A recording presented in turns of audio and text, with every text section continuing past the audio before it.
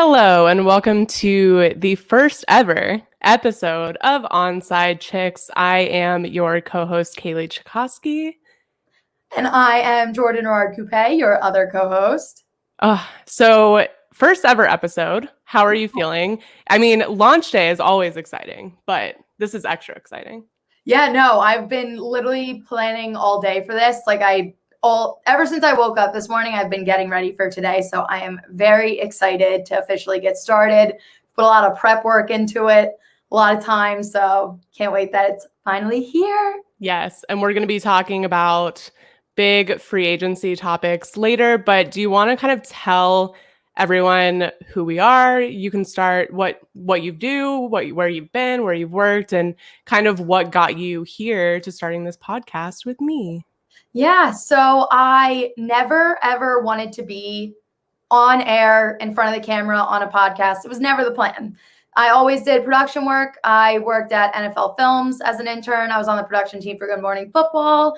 After I graduated undergrad, I was applying for all sorts of productions assistant jobs with all different organizations in the NFL. And then the pandemic hit, kind of canceled all of those plans. So instead, I didn't want to take the year off. I wanted to show places that I was still super interested. So I started a YouTube channel kind of originally just as a resume builder and absolutely fell in love with it. You can find me at Sporty Jordy on YouTube. I post weekly videos kind of talking about everything in the league. And it's brought me so many people. I've met so many incredible other shows, other friends. It's been amazing. Was not expecting to love it as much as I do. Started my Twitter and then got connected to Kaylee, and here we are today. So it's been pretty awesome. It's exciting. And just like you, I had zero intention of ever being on camera. I remember I had bosses in the past try to get me to do on-camera work. And I was like, no, thank you. I'm okay. That's not really me. My professors were like, you're going to host this show. I was like, no, I'm not. I was like, no, it's okay. I've got a face for radio, but I don't have a voice for radio. So that's the tough part. So I apologize for anyone listening to this podcast. But yeah, so I went to grad school at UCF, kind of got into the sports industry with the Alliance of American Football in Orlando. So I was doing social digital for them and being on the sidelines and really kind of getting to interact with players, coaches, all of that. And just being able to talk football all day, every day was an absolute dream job. And then obviously the Alliance folded. And so I ended up back with the XFL for round 2. It didn't go as planned, obviously, thanks to COVID, but again, a dream job. And now I am doing social and digital with Front Office Sports on more of the editorial media side. So still getting to talk sports every day, but this podcast is definitely that really fun outlet, that being able to kind of talk football more in depth and really dive into the NFL storylines is going to be really exciting. So I'm looking forward to it. Yes, no, I think this is going to be a lot of fun. Cool. Do you want to dive in, get started? Yeah, so we had some pretty big news this week. JJ Watt himself being the one to break the news. Yes. After all of the Twitter decoding, all of that drama, he finally announced that he is going to the Arizona Cardinals on a 2-year deal worth $31 million and $23 million in guaranteed. And like our line says, really? Because I was shocked. I was like, excuse me, when I got the news. Yeah. Did you see his quote about how he kept it under wraps with the t-shirts? And he's like, so he basically ordered, he made his Twitter or his brother's friends, I guess college friends, order all of these shirts from the 5 different finalists of teams that he was in talks with, and then had them delivered. So his name wasn't attached to the order at all, but he had everything ready to go to kind of drop it.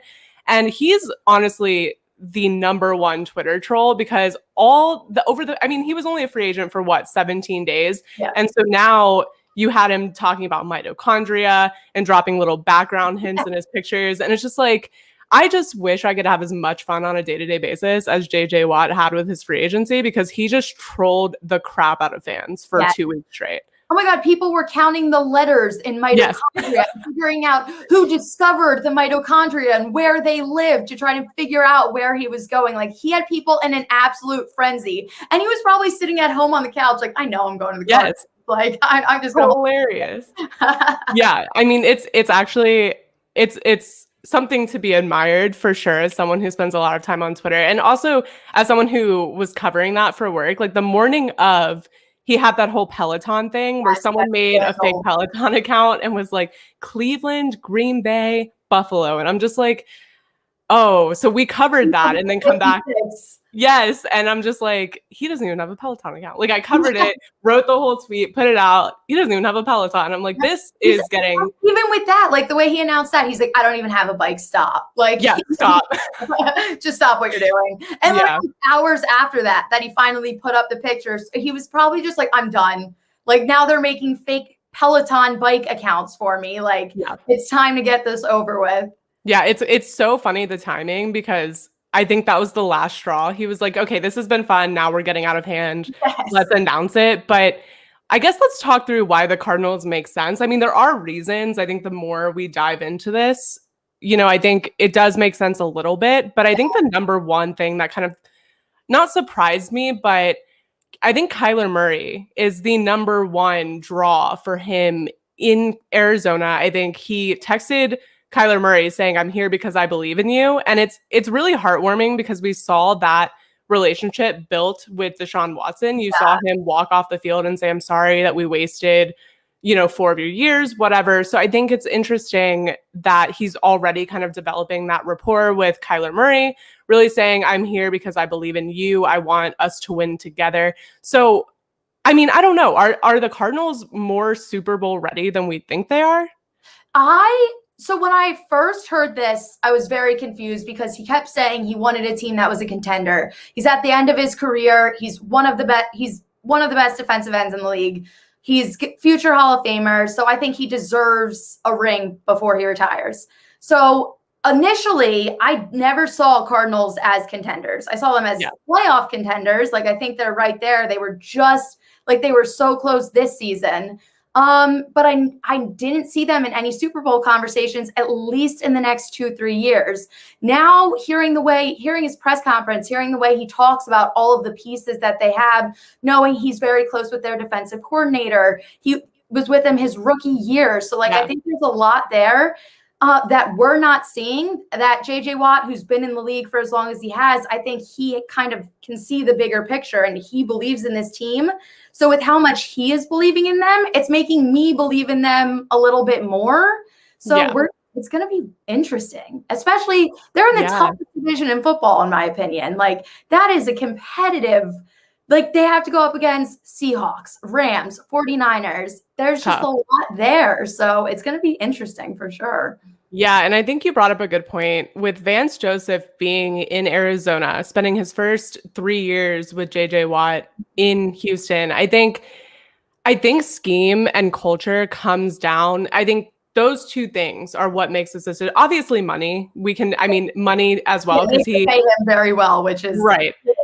And he made the comment like the Cardinals aggressively recruited me. So the recruitment process was the most aggressive out of anyone. So they just wanted him more. Yeah. But I do think that having that connection with your defensive coordinator, knowing the scheme you're walking into, wanting to play in that scheme is really, really important. And I think that says a lot about just a lot of these guys that we're seeing kind of resurrected from the dead. Like you're seeing these quarterbacks, these older veterans go to new places, get in the right system and really outplay what their expectations or we thought their potential was. So I think this is a situation where we know he's talented. I don't even think his age plays that much of a factor. I mean, they talked about his film. We saw what he has been able to do, especially over the past couple of years. So I don't know. I just think that he is going to be one of these people that continues to play at a super high level. And if the scheme fits him, we're going to see that happen. Absolutely. But the Cardinals were a dark horse pick for a lot of people ahead of the 2020 season. I know I was kind of maybe not fully on that bandwagon, but definitely was looking at them. So I just wonder if this will be kind of the turning point they need to really make. I mean, I don't know. I'm not saying it will be, but it'll be interesting to see. I think it's definitely going to be something to keep our eyes on. Absolutely. Yeah. And I think they are close to being a great team. But I think, like you said, having him put all of his faith, imagine being Kyler Murray and hearing that. I think that means a lot. they were missing some defensive pieces. Their starting ends really weren't they struggled, to put it quite frankly. So I think to have him come in, it's going to uplift the defense incredible. I just think there's a lot of things that you wouldn't think just one player can make that big of a difference, but I think it really will impact all of the places that it needs to impact. And I think it could push them to that next level. Yeah, I think locker room presence is so underrated in this league as well, because you saw a lot of veterans move around, and even though they didn't really touch the field in a lot of ways, they just brought some sort of experience, right? Just this presence that you really can't measure analytically, you can't measure it on the field, and I think that's what he's going to bring there. And I think their culture is going the right way, but I think there were so many teams in talks, right? Going to Green Bay, going to Pittsburgh, going to all these places that made sense for one reason or the other. But let's dive into why he didn't go there, right? I mean, I think the Bills, you said you wanted him to go to the Bills. I think everyone would have felt really warm and fuzzy inside if he did go to the Bills, because I think the Bills have kind of become America's team at this point. No, they really have. And my family's from upstate New York, so they're diehard Bills fans anyway. So like they literally were texting me in the playoffs. They're like, "You're rooting for the Bills, right?" And I was like, "Yes, I can't not." Like you said, America's team. Like they're just like sweet. Josh Allen and Stephon Diggs have the cutest, just the way they look at it. Like it's just pure. There's something pure about that whole team. So I wanted him there. They have the issue with cap space, and I think mainly, I also think this was an issue in Green Bay. I think that's the only thing that really kept him from going to these teams. Pittsburgh, because of his brothers, he came out and said, he was like, "I really don't want to play with them." Like, I think he likes kind of that separation. So I think that was an option. It would have been cool. I would have loved that, but I understand kind of why he wouldn't want to go there. But I really think it was cap space, and he's one of the greatest. Like, he deserves to get paid. So I think that's the one thing that kind of held him back from going to any of those teams. Yeah, and I think when you look at the Bills, right, they had about $3 million available. He just signed a 2-year, $31 million contract. Exactly. So $3 million guaranteed. Yeah, you put that in perspective. And also the Bills were so close, right? Like their trajectory, the direction they're going, what they're building in Buffalo is working. And they're going in the right direction. I just think when you're looking at moving too many pieces around, it's not worth it it's not worth giving up what you've already built. And I think that's a big consideration. Green Bay, I mean, they're over the cap by 11 million already, so they definitely can't foot the bill. But I think Cleveland is weird because they had enough cap space. They had a playoff run. They obviously, have a great head coach. They have a GM. They have really a culture that's turning around. They're feeling confident. They're feeling like they can be a team that can win, as opposed to just being the butt of every NFL joke. But I think this comes down to just, does he believe in Kyler Murray more than Baker Mayfield? And I think that's kind of where it comes down. I think the money in Arizona was right. And I think when you look at the trajectory of where Kyler Murray's career could be going in that system versus Baker Mayfield, I think Baker Mayfield leaves a little bit to be desired. And it's hard to say because I do love him with all of my heart and my soul. But I think that comes down to it. And I think how vocal he's been about Kyler Murray, I think that was probably the deciding factor. Yeah, and I also think, like we kind of already talked about, well, one, he's going to be reunited with DeAndre Hopkins, and DeAndre Hopkins recruited him. I think that played a bigger role in his decision-making than we probably all even think. We already talked about defensive coordinator. I just think he believes in Kyler Murray. I think there was a lot there. It probably just felt like home to him. And Arizona now seems to be the team that ex-Texans stars go to thrive. So he was probably like, I can do this too. I can hop on this train. So at first, even from my YouTube video that I recorded yesterday and I posted today, I was kind of shook about it. But now after digesting everything, it's slowly starting to make a lot of sense, honestly. Yeah, and I think there's a lot of situations like that, but this offseason is developing so rapid. Like, things are just happening unexpectedly. There's no time to relax. There's no time to sit down and breathe. And I like it because the NFL offseason's very long, so I'm not complaining. But, you mentioned like the NBA. It is. All these big names are getting moved around, and there's all this crazy breaking news every day. And I'm living for it. It's awesome. I love it. And, you mentioned ex-Texans. Let's dive into the Texans. Do we want to start with David Johnson just because this connects those two teams pretty directly? And I think this is another situation where when I first heard it, I was kind of like, why in the world would they do that. And now that I've digested it a little bit more, I'm understanding it. Oh, really? Can you explain it to me? Because I think it's absolutely stupid. They would have, here's my thoughts. This is my initial, no offense, David Johnson, but he's not fast. He can't break the tackle. It would have saved them just over $6 million if they let him go. There's just a lot there. I don't think they can rely on him as their main back. Like at this point, I feel like they need a literal hit the restart button and start fresh. And I think holding on to like older players like him, I personally just don't see the plus in it. But you tell me your bright sides. Yeah, I think that's a good point. I think they need to rebuild completely bottom to top. As a Jags fan, you saw them do that, right? Like they really shed everything. They turned everything over. Jags going into the season, I was and not that you had a good season or anything to it, but I see what you're doing and it worked out because now you're about to get Trevor Lawrence. So trust the process a little bit. And I think too, the hard part with tanking and trying to do a full rebuild is you want your players to still believe that they're playing for something, right? You don't ever want to lose the locker room. And I think that's what so many teams are scared of doing, right? And I feel like the Lions are doing the same thing. Like they're getting Jared Goff as a quarterback that's just good enough to like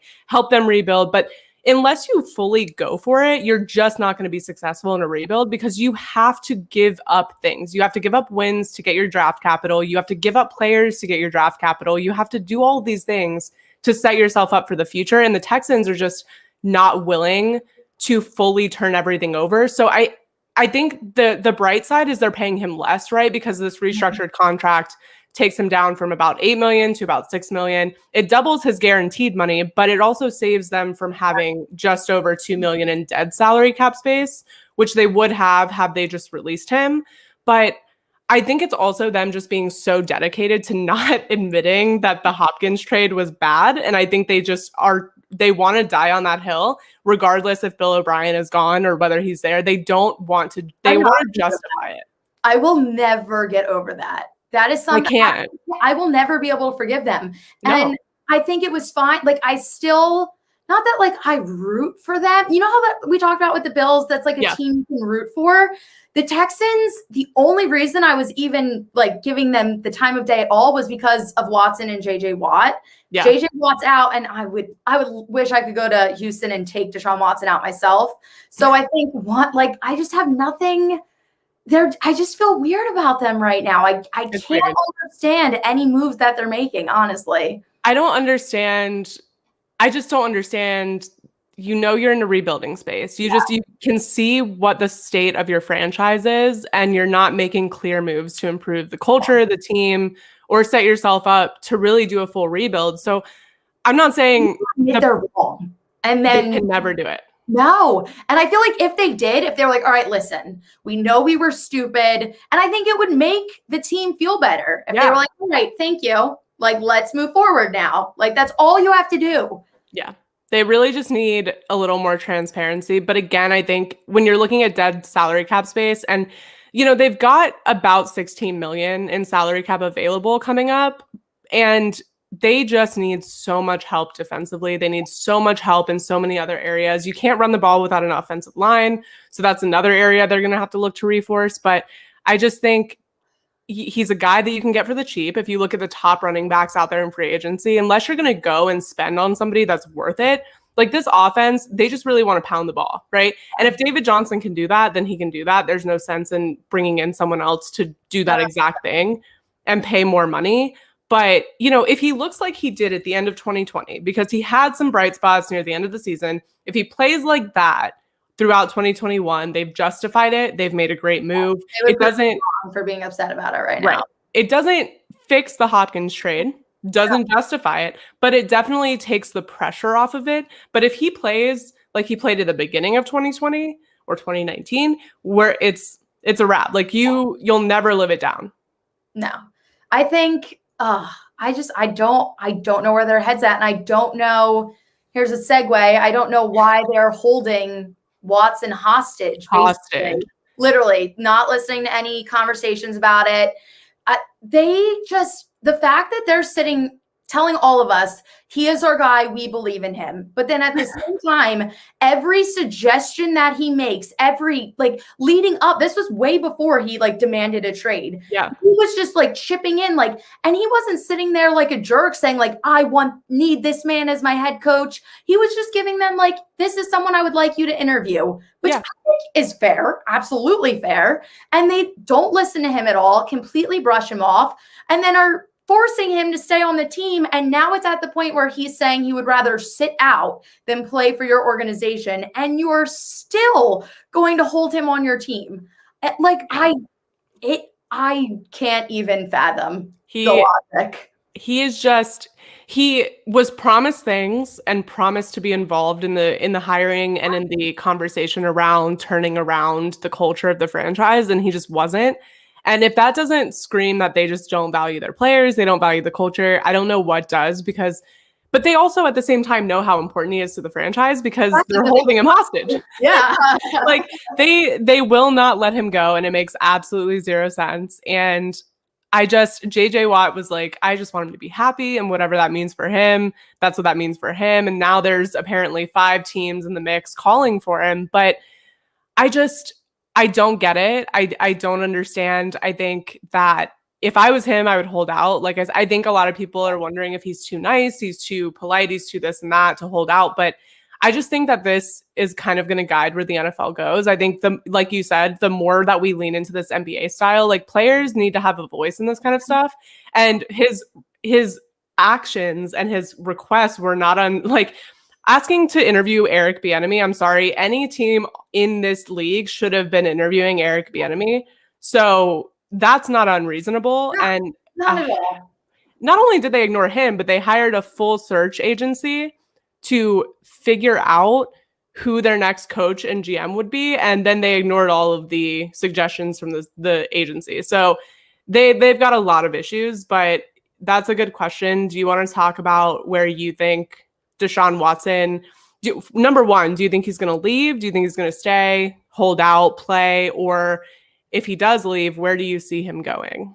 So with the way things are looking, and I hate even saying this, it seems like we're moving more towards a holdout, which just stinks because he's so talented. I love watching him play. I will never forget when he was playing the Raiders and he got kicked in the eye and then still got the he is unbelievable. He has, we just talked about him being too nice. He has a heart of gold. I just think he has all of the components to be this stellar superstar quarterback, and we haven't gotten to see even half of his potential yet.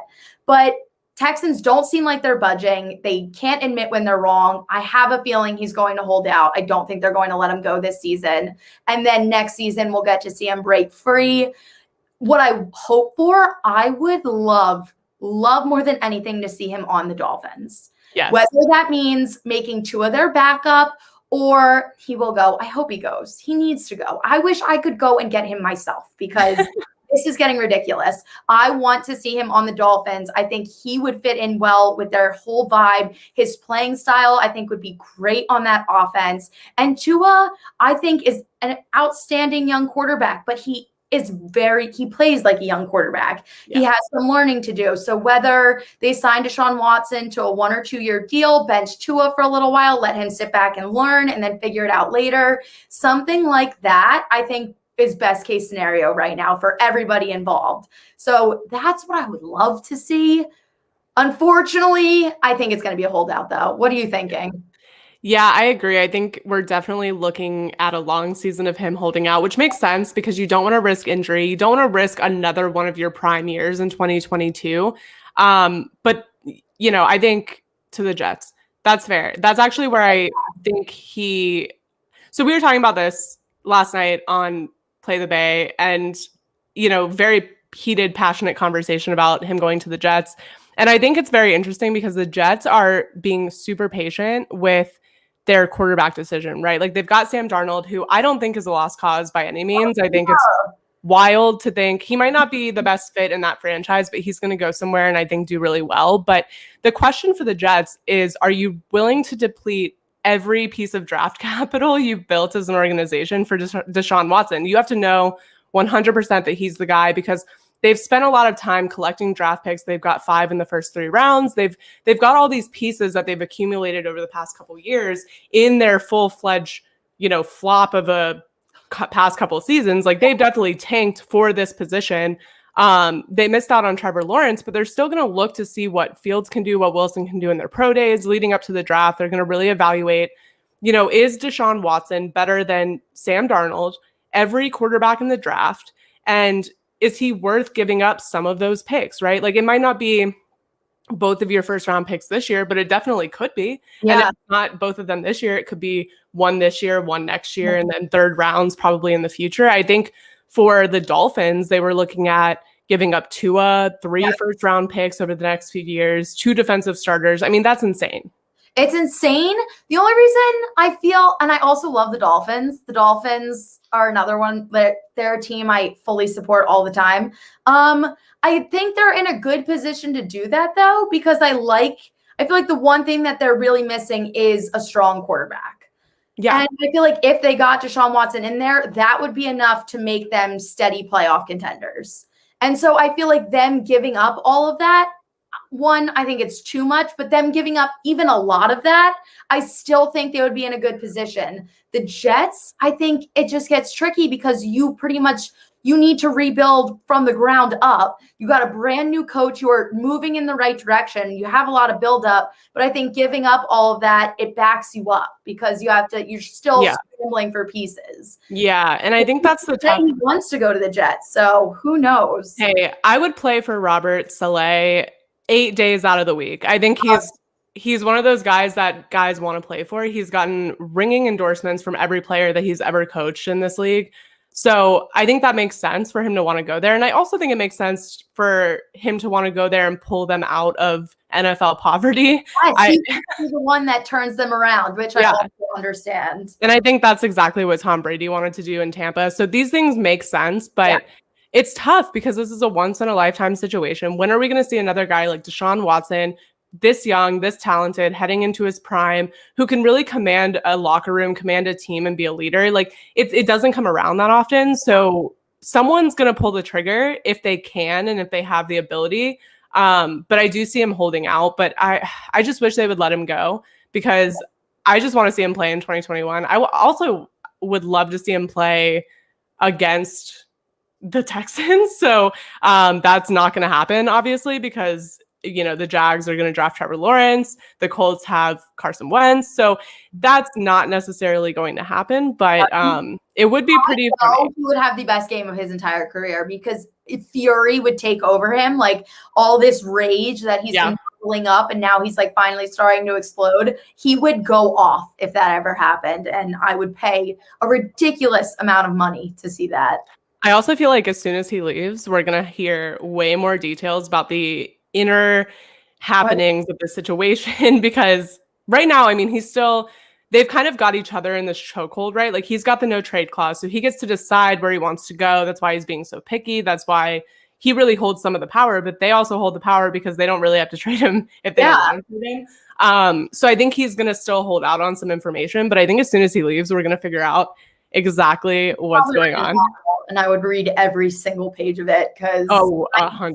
I want to know. And like he's removed from all of his social media. Everything. Like that's how you know. Like this is bad. This is a toxic relationship that needs to end. When do toxic relationships ever work? When you're forcing yourself to stay together. And like why would they want a quarterback that doesn't even want to play for them? Like what do you get out of this? This is 2021, so I thought we were past that. I mean, we saw it back in the day. There was a lot of players that just did not want to play for the team that they were playing for. But I think now quarterbacks just really have taken this power and really empowered themselves to call the shots. So it's exciting. And that's a segue because Russell Wilson is making quite a bit of headlines. Yes, which I knew there was going to be a lot of quarterback movement this offseason. I never saw this one coming up until I saw a little bit of talk of it. And I was like, all right, maybe. And now it seems like it actually could or has potential to happen. So it's crazy. Yeah, it's I think it's weird to see how, because he is a pretty even-keeled guy. He's not a guy that talks to the media a lot about negative, impacts on his game. He doesn't really go against his organization in press conferences. So it's really interesting to see him be this outspoken about his unhappiness in Seattle. I don't even want to call it unhappiness, but I think Just frustrated. Frustrated with the protection, lack of, this and that. And I think the stats kind of back that up. I think they've retained the least amount of offensive linemen from their draft picks than any other team in the league. They pay the least in the league for their offensive linemen. So it's not a coincidence that he's unhappy with the protection. He's getting hit. And it's wild too, because when their season kind of went downhill, I mean, I remember 2020, we were talking about they're undefeated and they're making a run and they're going to win the Super Bowl. He's MVP. He was single-handedly running away with the MVP campaign for at least the first third of the season. So it's pretty interesting that, the tables have just really turned. Yeah. But I just think it's very interesting because the teams that he is listed, he also has a no trade clause. So this puts him in a better situation. But if it's wild because he's listed 5 teams, right? So 4 teams, Dallas, New Orleans, Las Vegas, Chicago. Yep. How are you feeling about this list? Because I'm a little confused. Yeah, no, I was perplexed, especially on the Saints. Drew Brees hasn't even retired, officially. There was a lot of talk of it. There was the reporter that came out and said it's a guarantee. This is his last game. He hasn't said a word. He's on vacation with his family. He's in full dad mode, but he hasn't said anything about whether he's actually retiring or not. And part of me thinks it would have come by now if it was a guarantee. So the fact that the Saints are on the list with Drew Brees still on their roster was I was thrown off. The Cowboys, as a diehard Eagles fan, it just can't happen. It really can't, because I love Russell Wilson. And if he goes to the Cowboys, I can't root for him and I will be heartbroken. And I don't want that. I don't want him in my division. That's kind of scary. The Raiders, honestly, out of this list, if this is the 4 he gets to choose from, the Raiders make the most sense, honestly. The Bears, I don't really know why. None of it. I can't see his thinking. I said in my video earlier today, I was especially with Dallas, it seemed like him and Sierra sat down and we're all right, where do we want to live? Yeah. Where do we want to go? And he was Dallas is cool. Let's go to Dallas, because I don't think Dallas, even Dak Prescott's an outstanding quarterback. Yeah. That offense can put up 40 points, no questions asked. Their problem is their defense. So he can go there. He can be protected. He can have a stellar offense. They're still not going to win games. Right. So the Bears, I think they need a lot of pieces. They're nowhere close to being complete, even with him on their roster. The Saints are good, but they still got Breeze. Raiders, Derek Carr had his best season in a while, but they have a gorgeous O-line. There's a lot of questions about Derek Carr, and we're at the point in the NFL right now, no one is going to sit around and wait for you. And everyone's impatient. So Derek Carr had a good season, but there's a lot of questions about him. If you can get Russell Wilson, I'd say get Russell Wilson, because the Raiders are so close to being great, and I think this could really catapult them. I think that's where the Raiders are at in general with their logic, right? They're kind of saying, we have Derek Carr. We know how this system runs with him under center, but they're willing to go out and get Deshaun Watson. And if they're willing to go out and get Deshaun Watson, they're going to be willing to go out and get Russell Wilson. That's just how it is. But I think it's interesting because the Seahawks have really kind of put themselves, if they were to get rid of him before June 1st, they're looking at $39, almost $40 million in dead cap. Cannot happen. It's not feasible. There's not one team in this league, I don't care how much cap space you have, that can take $39 million in dead cap in 2021. But if he leaves after June 1st, they can spread that out, take the brunt of it in 2022, but it still puts them in the double-digit $1 million. Eagles. Yeah. You guys are struggling, but it's just interesting because I read a pretty interesting article that connected all of these 4 teams, because when you look at offensive line, if you want better protection, these aren't necessarily the best teams, right? Yeah. These aren't the top 4 that would be on your list, but what they do have is offensive-minded head coaches who have experience taking teams to playoffs, putting them in positions to be successful in the playoffs and competitive in the postseason. And that's the very exact opposite of Pete Carroll and his coaching style. They run schemes that are very different to what Pete Carroll runs. We heard Pete Carroll say at the end of 2020 that the lesson that he learned from this season is they should run the ball more. And that is mind-boggling. I'm sorry, but you let Russ cook. He does pretty well. You have a terrible defense. You have a terrible O-line. You have pretty much nothing going for you besides Russell Wilson. And you say, we should have run the ball more. Yep. So I think that Did really you watch any of your games this season, sir? any of them. I was like, if that's the lesson you learned, you should be fired immediately. But then joke's on us because they extended him and, kept him in Seattle for however long. So I think it's interesting. I'm wondering how this relationship is going right now, just given the fact that these coaches, these teams are the very opposite of what Seattle has, but also I just think everything in the media, the organization has said they're very unhappy with how things have unfolded. Obviously, that's not surprising, but I wonder if we're going to find out more about this relationship. I honestly, I think the media plays a huge part in this.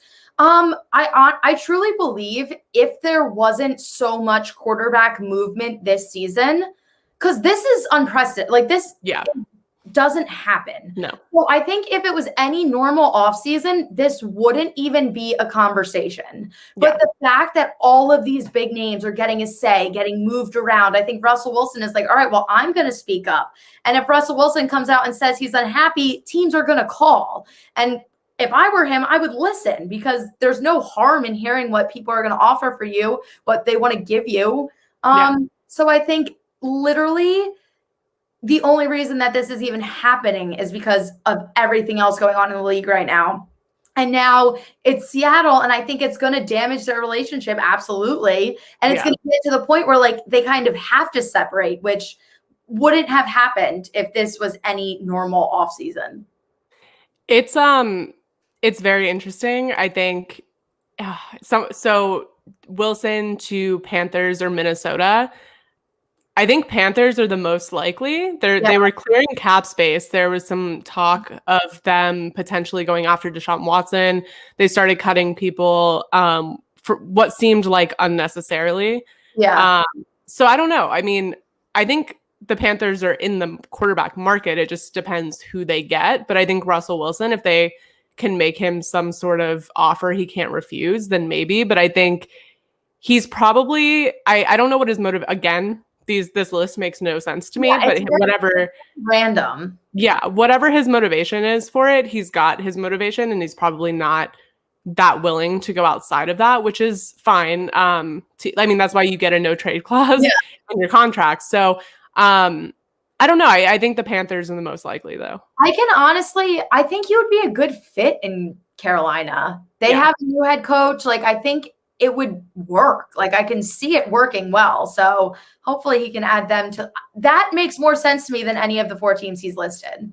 100%, because they're a team that needs a veteran quarterback. They need someone who can come there and be there for a decent amount of time, right? You don't need a young guy who's going to spend 10 years in Carolina, but you do need a guy that's going to spend 3 or 4 years there. And he is one of those guys that, he's an older, more veteran, seasoned quarterback in this league, but he's definitely got enough years in him to bring Carolina out of the pits of despair and into the light a little bit. And, he would fit in this offense. I think he's looks closer to Cam Newton than what they've experienced. And not that Cam Newton had a banger of a career in Carolina, obviously he would still be there. But at the end of the day, it's a little bit more suited for them. Yeah, it's familiar. Yeah. He would fit in, they would feel comfortable. I think it would work. Yeah. And so I don't know. Carolina is on the quarterback market though. So I'm excited to see who goes there. I have nothing against Teddy Bridgewater. He is a great person. He just doesn't seem like a stable starter to me. And I was excited for him this season, but I wasn't wowed. So what I loved most about Teddy Bridgewater is when he was in New Orleans and they were running schemes with 3 quarterbacks on the field during offense. And they were just having the most fun of any team in the NFL for those, few weeks of that one season that happened. But I think he's a cool guy. I think New Orleans really fit him and suited him because they're great about getting some of their backups involved. I think what they do with Taysom Hill is obviously very impressive, but then even them getting Jameis Winston involved in the way they did. I mean, at the end of the day, they lost to the Buccaneers, but Jameis Winston beat the Buccaneers because he came in that one play, fantastic trick play. I mean, scored. Loved every second of that. Yeah, I think he falls asleep every single night, like thinking about that moment. He's like, I did that. If I was him, I could retire right now. I'd be like, I'm done. I'm done. Yeah. So I think, I think that's really the situation that suits Teddy Bridgewater. And I love watching him play, but he's not a guy that's going to be your franchise guy, that big name, that like face of your team. So I don't know. I'm excited to see where he goes, but there's so many free agents all over the board. We've never had an offseason this active. We've never seen anything like it, which is exciting. But today we both picked 2 free agents that we're both keeping our eyes on. You got a little more creative. I went with the obvious pick because I'm going to segue it, and it segues definitely perfectly. But if you want to start with yours. Yes. So Green Bay Packers are one of my few teams. I've talked a little bit. I have the Buffalo Bills. I have the Dolphins. I have the Packers. These are teams that are not my team, but that I love dearly and consistently support. And they have a big free agent right now in Aaron Jones. Basically, at the end of last season, or going into this season, I should say, he wanted the extension. He wanted to be paid big, and they just didn't do it. So now it's kind of, what do we do with him? He had an insane season this year, but towards the end, they literally seemed like they were like dwindling off of him. Yeah. And I think that was them testing. They knew what was coming. I think that was them testing if we actually even need him or not. And I think honestly, I think they would be fine without him. Personally, I think they should pay him. I think he should stay. I know they are so, they have nothing, so it could help them, but I don't know. I would like to see him stay. I really don't, that's personal opinion. I don't think it's honestly feasible. They're 11 million over cap space. They got a lot of work to do, so that would help them out a lot. Main contenders for him right now, I keep talking about all my favorite people going to the Dolphins. The Dolphins are just going to be my powerhouse of a team. I'm going to send all of my favorite players to them. But that seems to be the one that seems to be creeping up the most. They have the ability to pay him. They need somebody like him. I think that would be a great fit. Other teams on the list, 49ers, the Steelers, and the Bears. The Steelers would also be they need run game. They need help. They have all these wide receivers, but you need someone that's going to break through. James Conner is not consistent. I think that would be a great landing spot for him. Yeah. And I think they would benefit majorly from that. So I think Aaron Jones is on the hot seat. Personally, all right, I'm going to summarize all of those thoughts. I want him to stay in Green Bay. Okay. Don't think it's possible. It would save them so much money to get rid of him. If he has to go, I want to see him on the Dolphins or the Steelers. I think that's the best case scenario for him. Question for you. I guess with their cap space dilemma, if Aaron Jones is gone, which is what it seems like is going to happen, that's where we're trending toward. Yeah. I mean, what does their offense look like? What is this Green Bay team that, made a decent run in the playoffs? What does that say about what they're going to be in 2021?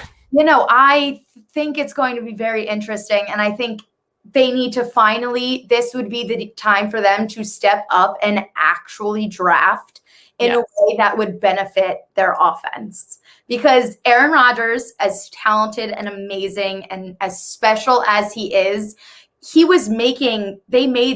were almost in the Super Bowl if it wasn't for the stupid calls in that NFC Championship game. I think it all worked out the way it's supposed to. Bucs absolutely deserved it, but they were so close with nothing. And so now you lose Aaron Jones, you're really screwed. You're almost at rock bottom. So this is their time. They need to actually help Aaron Rodgers out. And you really can't, unless you're trading other big names, which you really can't afford to lose. They can't make moves with players already. You need to utilize this draft to the best of your potential.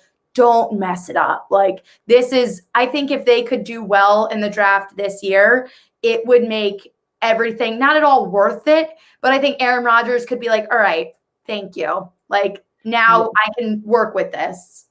Well, that's the thing is they both tried to strong arm each other. Like the Packers tried to be like, here's Jordan Love, play better. And I'm like, is that really a threat? Oh yeah, watch this. Like, right. Like, is that really a threat right now? What's happening? And then I think Aaron Rodgers proved his worth this season far and above what people expected him to. And so I think he now has the power to say, you need to draft better. And they do have AJ Dillon. That's a good point. I think AJ Dillon stepped up, but you just need someone else. You just need more. And I think they don't have more. They don't even have nearly enough to be competitive.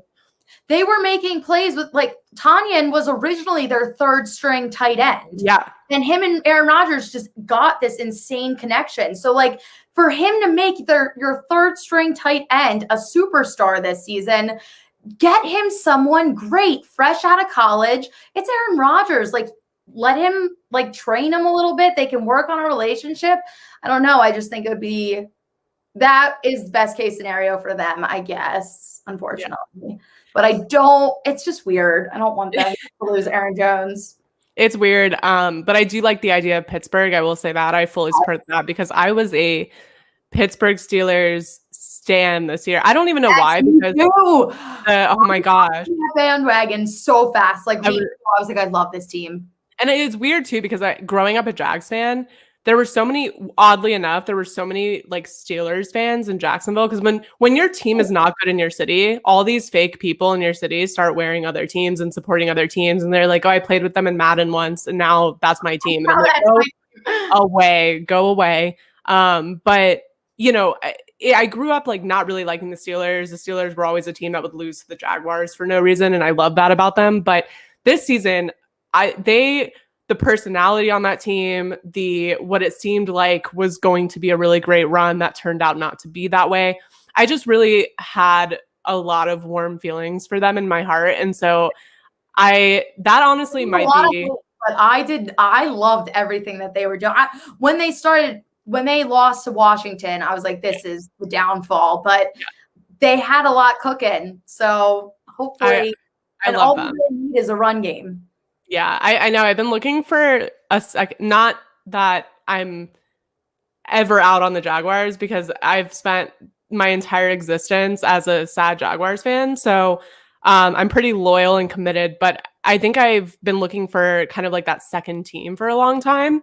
And it always was the Buccaneers, because my dad is from Tampa. So half of my family was kind of based out of Tampa. I grew up having a real soft spot for the Buccaneers. But after living in Tampa during a Super Bowl run for the Buccaneers, I honestly am so out on Buccaneers fans. There's so much to deal with. Like they're so like I'm in on them. Like that took a turn I was not expecting. It's too much to deal with. So the Buccaneers definitely were my second team, or they were in the top running spot to be my second team. Okay. After this season, I'm like, I can't do it. So the Steelers, I think I'm making that executive decision right now that the Steelers are going to be my second team. So catch us in 2021. I don't even know what their tagline is. Like, I don't know. I know they have the terrible towel. They do have that. That's all I know. It's okay. My backup team, and I said I love the Dolphins. They're 100%. I don't even know why, because it's not even like. Look, my mom was like, root for someone that's like really good. I was like, I can't. I just love the Dolphins. Like, and they're getting there. I believe in them. If the Philadelphia Eagles, who I would sell my soul for the Philadelphia Eagles, I love that team, unfortunately, more than anything else ever. Like my phone case, my keys, everything. I got my Eagles thing behind me. Like, they are my life. I swear to God, if we draft a quarterback with our 6th overall pick, I am 100% fins up this entire season. I won't be able to do it because they're destroying my beautiful, even when we were crappy, I still love them no matter what. And now they're just even destroying us being crappy. So I can't be bad anymore. My heart hurts for you, for sure, if that happens. But yeah, my free agent to watch, it's no surprise. I mean, it kind of is, because I don't think enough people are talking about Dak Prescott during free agency. I think he's kind of gone under the radar because he's just very quiet, right? He's been looking. his injury, Yeah. like you get to see him towards the end of the season. So I think that kind of plays a part in that as well. Yeah, for sure. But I think he's looking for that long-term contract. It doesn't look like that's going to happen. I think it goes back and forth every week. It's kind of like, oh, that's where it's trending. And then it goes back to they're not looking to put him on a long-term contract. But I do think it would be fun if they franchise tagged him and traded him to the Panthers. And that's just something that would warm my heart. I love that as an Eagles fan. I just think it would be fun because I think if he can bounce back, lead a locker room, I think that's kind of the perfect place to come in and be a leader, be a veteran. And I think that, I don't know, his playing style would be really fun in Carolina. He would have another top tier running back to kind of pair with. I just think that would be a really fun situation for. I would love it, so then I could actually root for him because I genuinely like him. You want him to succeed so bad, but I can understand if you're an Eagles fan, it's hard to root for him. Yeah. But the only time I ever, honestly, in my entire life, the only time I've ever rooted for the Cowboys was the game that he got hurt. I wanted them to pull it out for him. They were playing the Giants. It was divisional anyway. NFC East was a complete toss-up. I was like, this is the one time I will be happy if they win. Yeah.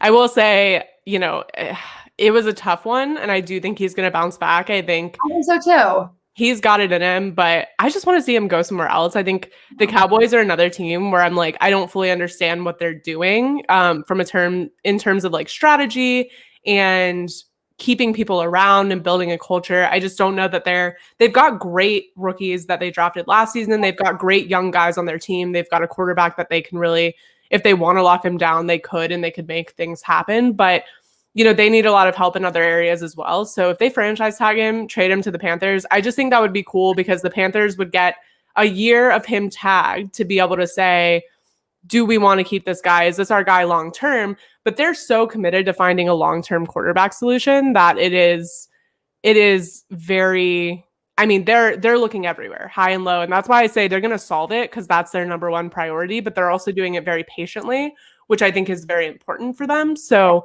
especially when there's so many options right now. Yeah, a ton. So I think it is smart for them. I honestly, if I have to hear about Dak Prescott and this stupid franchise tag for one more season, I think I'll freak out though. Like, because this has been years, and it's like right before the season starts, the conversation always picks up, and everywhere you turn, it's Dak Prescott and the franchise tag. Like, and honestly, I can't even believe I'm saying this. Dak is so talented, and he is the least of the Cowboys' issues. Like, we saw them completely crumble without him. They stood a chance with him, and then without him, they were nothing. So I think the fact, and it also pisses me off, when he got hurt, Jerry Jones said, don't worry, we love him. We're going to take care of him. And then they're not immediate. I'm like, you have to. Like, you literally said you were going to, like, pay him.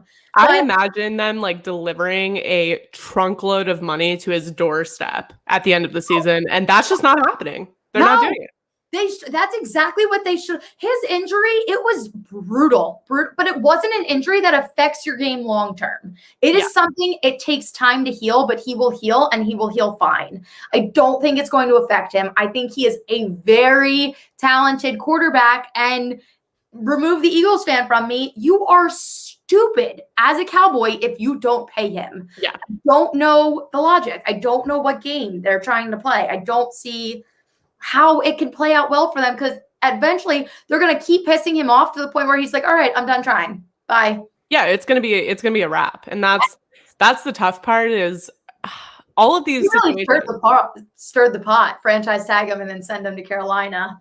Here we go. That's what I want to happen. I want things to blow up this season. Like, there's so many teams with quarterbacks that could be their franchise guys and that could take them to where they want to go. But at the same time, no one's making the moves to do it. So I'm like, I want quarterbacks to just blow up this league and just move around. I want to see so much drama next season because I want teams to start being held accountable for how they treat their players and what role their players have in their franchise. Because I do think that I want to see more players being involved on their coaching, hiring decisions. I want more players to be part of that process in the front office when they're making big decisions. And I think this is just the beginning of that. So I'm excited. We are going to do free agent watch from now until the end of free agent time. But it is, it's honestly, if we did, like, we would have to do 4 shows a day to cover all of the major free agent storylines. Just every time I look at my phone, there's notification of someone being released, someone like it's all day, every day. Big names. We just saw Kyle Rudolph. We were both crying over it. We were texting each other. No. Crazy. It's just the nuttiest season ever. And I thought the coronavirus was going to be like the biggest like part of our issues. Doesn't even touch it. Not. It's free agency. I know, and I was saying this last night too. I think the NFL going full blown into coronavirus and saying like, we're going to run our season as normal and nothing's going to change and we're just going to test people and we're just going to play. Like they were not letting anything cut off their season, but I think they put them, I'm not saying it was right. I'm not saying that the way they ran it was the best, but I will say that they're the best league position-wise heading into this year because they've already done it. They know exactly what they have to invest. Whereas like you're seeing the NBA, the NHL, you're seeing all these other leagues struggle. So the NFL, I have full confidence that we will have way less issues with scheduling and postponing. And as fun as Wednesday afternoon and Tuesday night football games were, I can't imagine that we'll get many of those in 2021. But I don't know. It's exciting. As being a fan of football in the NFL means you get this super long offseason where no one's talking about it and you just have to hear about basketball and hockey for months and you just don't necessarily care quite as much personally. Yeah. So I don't know. I'm excited. I think it's going to shake things up. I'm pumped, but do you have any final thoughts before we wrap up our first ever episode? We did it. We did it. I know.